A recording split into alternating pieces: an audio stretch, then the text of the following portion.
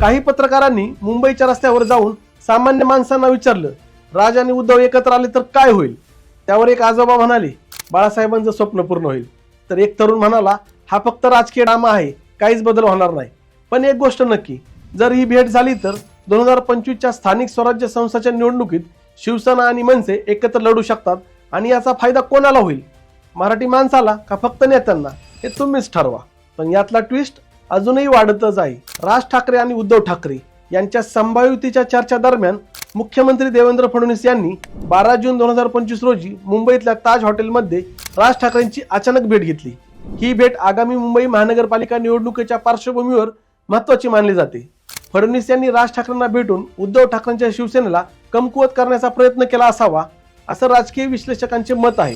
भाजपला मुंबई महानगरपालिकेत स्वबळावर वर्चस्व प्रस्थापित करायचे आहे आणि यासाठी मनसेच्या मतविभाजनाचा उपयोग होऊ शकतो.